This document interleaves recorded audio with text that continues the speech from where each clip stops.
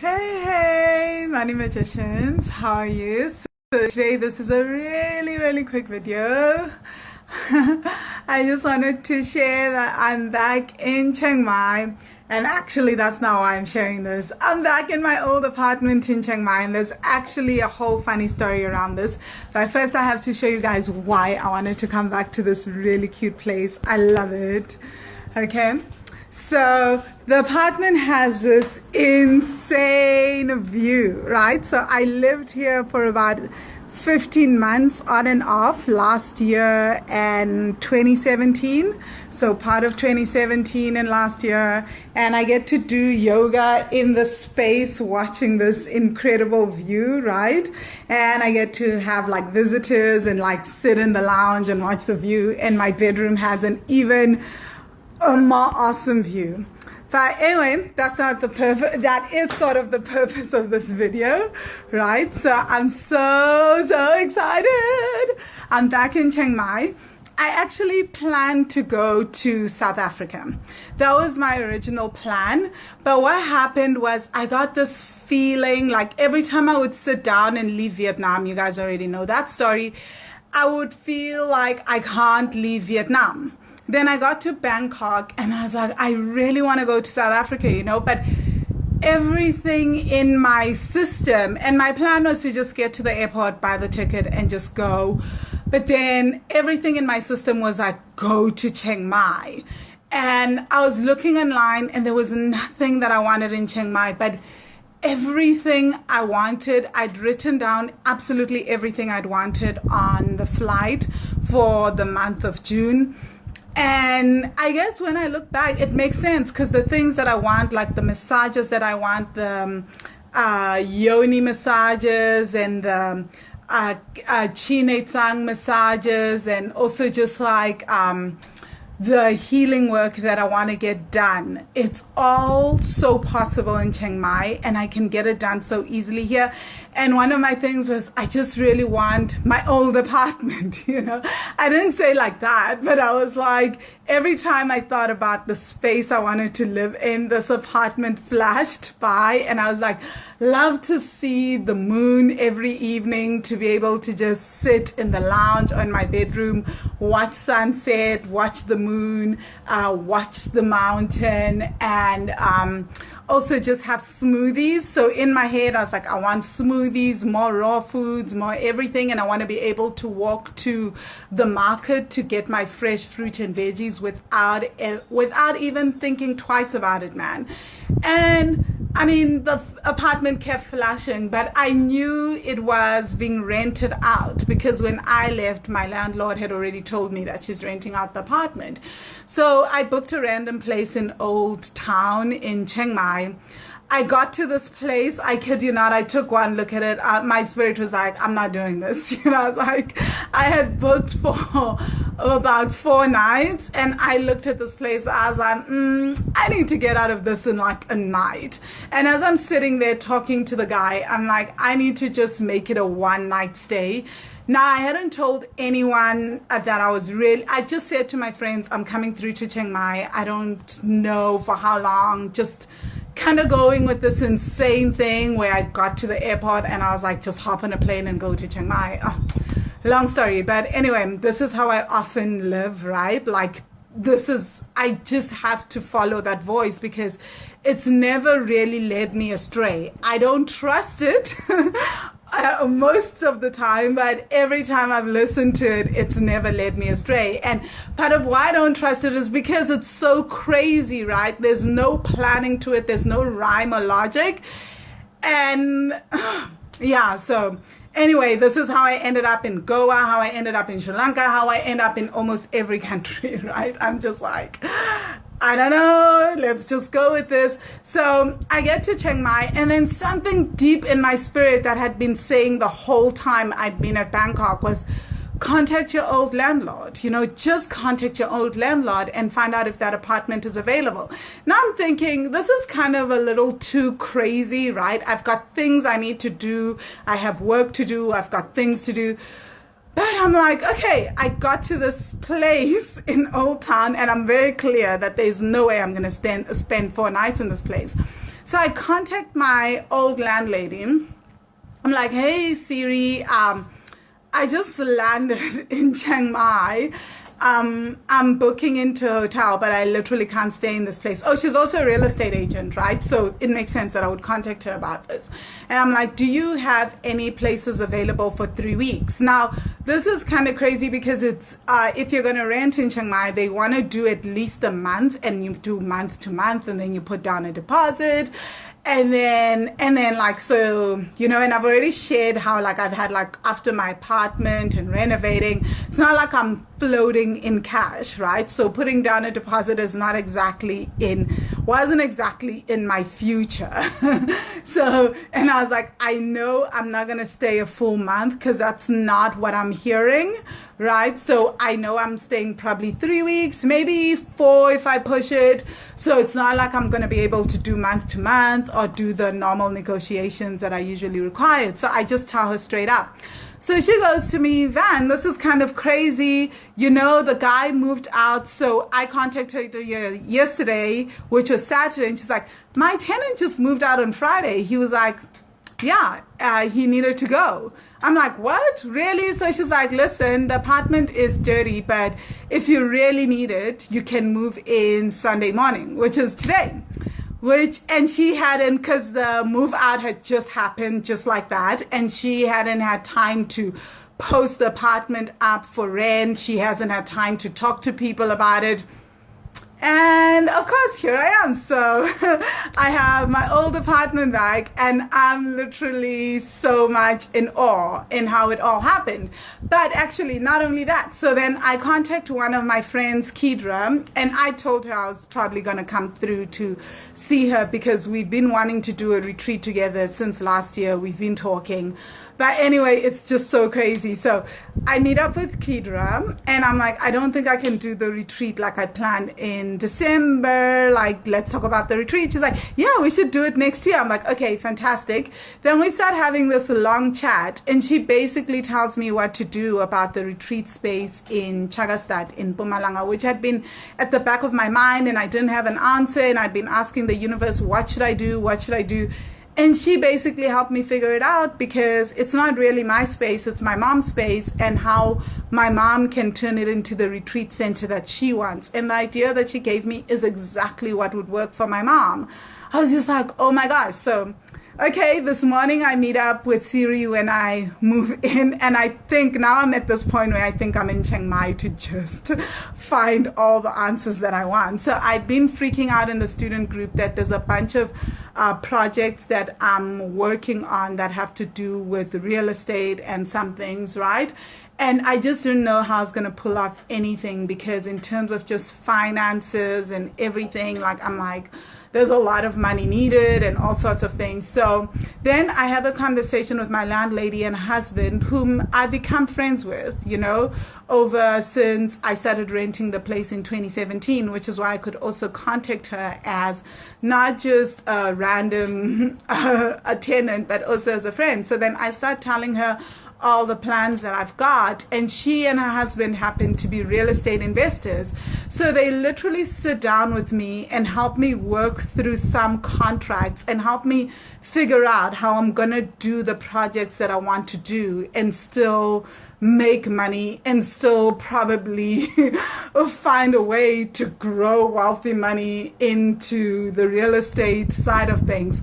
And now I'm literally sitting here, I'm like, oh my gosh, I really didn't see this conversation coming. They took an hour out of their time and they helped me figure out how I could negotiate certain things and negotiate certain deals and still be able to continue with the plans that I have in mind, and actually maybe even pull this off, because I was feeling very overwhelmed, and it's something that I've been sharing in the student group that I was like, I don't know if I can do any of these things, you know, like I'm freaking out. I'm like, oh, and now I'm feeling so much more like, oh my God, this is all possible. So yeah, so much about following your inner voice. I really thought it was about me coming to rejuvenate and replenish, and in literally the last 48 hours, I've gotten the answers that I need for some really key things in the business and just for life.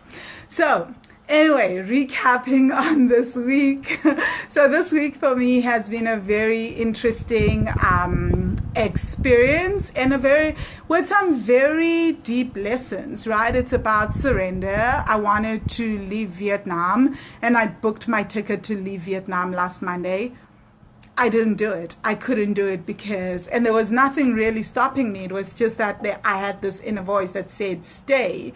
And when I stayed in Vietnam, I got the resources that I needed for the Vietnamese retreat in September. Then when it was time to leave, it felt like, yeah, I could leave. But when I got to Bangkok and everything in me wanted to go back to South Africa, my entire spirit was like, no, Chiang Mai. So I've come to Chiang Mai. I'm here for, I don't know how long. I'm saying 3 weeks, 4 weeks.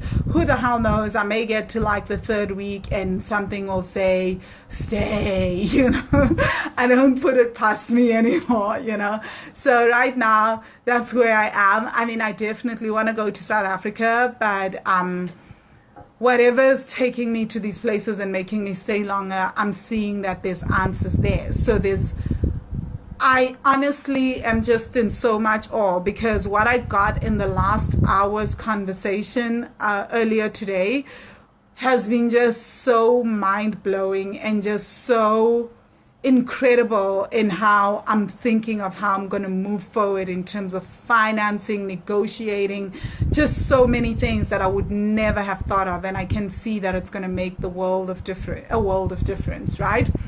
So there's been a lot in just like learning to trust that inner voice, even if everything in you is like, it looks like you're going to lose everything. You're not going to gain anything. It makes no financial sense, right? Like, what's the purpose of any of this? So trust that. But I also wanted to just do a quick 5 minutes before I go off and meet Keidra for smoothies. She's roped me into this. I just mentioned to Keidra that I wanted to do this. I had this feeling that I should do more smoothies and just do more fruits. My skin is getting better, but it had broken out really terribly in Vietnam. And I was just feeling a little run down and just needed to I felt like that's what my body needed. And she's like, we can do this fruit thing together, this whole smoothies and fruit fast. So we're meeting up and I'm getting some coconut water and some stuff at Maya. So I've got to go meet her soon. But this week I was talking about doing the numbers, right? That it's not that personal finance is a very holistic thing. And we take a holistic approach to it. Because one of the things that I see, and today in the Money Magic student group, we're going to do the weekly goal setting worksheet, which is exactly what it sounds like. Not the most fun thing. That also this goal setting worksheet is revolutionary and life changing, right? Because most of us say we want money, but how much do you actually want? What is your bare minimum that you're willing to ask for from the universe? Most of us just say, I want money. And then obviously if you're given an extra $1 or 10 Rand, that's still the universe giving you money. And that's still more money than you had yesterday. So be more specific. And for most of us, there's so much deep fear around being more specific, around saying, this is how much my lifestyle is going to cost me, right? This is how much I'm actually going to need to live on a daily basis if, let's say, I work part-time or I quit my job altogether, or if I have to replace my income. Right? Because remember, I've been talking about how I'm really how I had to understand the last a few years, especially in 2017 and then in 2018, that being debt-free does not mean being financially free. Because being financially free means that even when I don't work, I'm still making an income, right? That somehow money is still coming through. So, and it doesn't mean you have to be completely financially free. But what happens if something happens, right? Or what is it that you really need? How much do you really need to finance your dream? Even if you never quit your job because you love your job, you love your work, But bearing in mind that it takes about 6 months if you had to get retrenched, the average stats say that it takes 6 months to get a new job, right? No matter how skilled we are, except if we're like super, super skilled, right? But usually it takes about 6 months. So do you have 6 months worth of income somewhere, or save somewhere, or do you have 6 months of income that could be replaced or a way for your expenses to get paid? So what's your figure, basically, right? And also I want to state that this changes all the time, right? Because your needs change, you upgrade, you downgrade. Suddenly the things you wanted you don't want anymore. Suddenly you want to move into an ashram for 4 years, in which case you no longer need money. So it's normal, things change. But for now, where you are, what is it how much you actually need for every single month to live? And not just, and notice I'm not saying just to survive and need. And not just need, but to live. That's the word that I use, to live. So to meet your desires, your wants. How much do you actually want?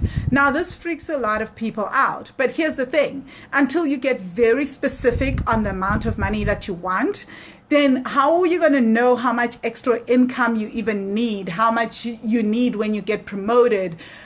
Just how much your investments need to yield in terms of return on investment, right? So for most people, they just don't have a number, or they have a number and they just feel it's so big, it's so out there. So it's kind of like a dream. It's like one of those numbers that if I win the lottery kind of numbers, right?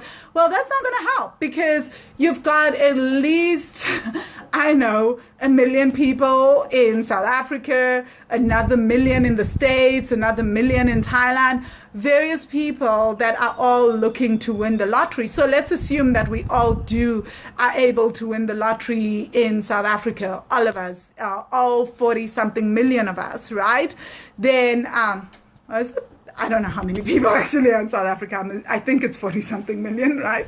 So let's assume all those people can win the lottery. Then it's not that much, right? So, and lottery manifestations aren't actually that, I guess, like, it's almost like someone else you don't have that much power over them, is what I mean. Whereas when it's all about you and you're working with the numbers, and then you have to come up with a concrete plan of how to make that happen, that's you being more in control. So Johanna, you say hashtag be more specific. I've been learning that from the last month when I was speaking to my spiritual council and asked for money. They said just that, hashtag be more specific. I assume when Joanna is talking about the spiritual council, she's talking about the money magic meditations, right? She's in the money magic course. So anyway, back to the topic at hand, is that if you're more specific about the things that you want, and again, remember, I can say I want this today, and tomorrow I'm allowed to change my mind. But at least I have to start working from a basic idea today as to what it is that I want to make. How much money do I want to make? How much extra income do I want to make? And then I can look at my products and services that I'm offering and then decide, is that in line with my values? Yes or no? If it is, then tick, we like that. We keep the products and services. But then how much do I actually need to sell to be able to make that amount? Is that feasible? Because if I'm one person and then I have to sell 2,000 units of a product in a month, then even divide that by 30 days. And let's say maybe I have to sell an average of 80 to 90 units in a day. Then the real question, is that feasible? Is that possible? Then we have to work from that, right? That's what I'm talking about when I say scalability. It's also about resources. There's so many things that impact our income goals, and we have to be willing to look at the practical side. Now, for most people, they kind of like shut down when that happens because it feels impossible, it feels scary, so they just walk away from that, right? But the truth is, you need to be willing to run the numbers. And I'm not saying, and yes, it feels like they're boxing you in, etc. But here's the thing that I've often seen happen with the weekly goal setting worksheet. I say to people, run the numbers and keep doing this. So we have like this whole thing that we do on Sundays, and I say we'll just keep doing it, and then I teach various ways in which you can increase your income, or maybe you just need a whole new business model altogether. So look into that. So there's so many interesting ways for us to reach our goals, but you can't reach a goal that you don't know you're trying to reach, right? So if you're trying to get to Cape Town, or you're trying to get to Chiang Mai, you can't get to Chiang Mai until you know that you want to go to Chiang Mai, right? Because then you don't know what flight ticket, what train ticket, what where your car is going, how you're going to drive your car. Then it becomes impossible to even choose the methods of how you're going to get there. So the first thing is to have a basic idea of even the goal that you're trying to reach. And again, it can't be when I win the lottery. So once you write the numbers down, then it's time to start working on them, getting creative. This is where the inner work also comes in, right? You sit down, you do a lot of the work, you do the meditations. I would say to people, usually you sit with your Spirit of Money meditations in lesson 0, or we go to the Akashic Records meditations where we focus on finding your purpose, right? Or we do the lesson 2 worksheets in the Money Magic course where we start working on creating a much more holistic vision for your life, and do the lesson 2 worksheets on the vision, and slowly things will come to shape. But first you need to have an idea of what you want. Please don't be scared of being very vulnerable with yourself, vulnerable enough to know what it is that you want, because that's the starting point, knowing what you want, so that you can ask for more and start doing the practical side of things.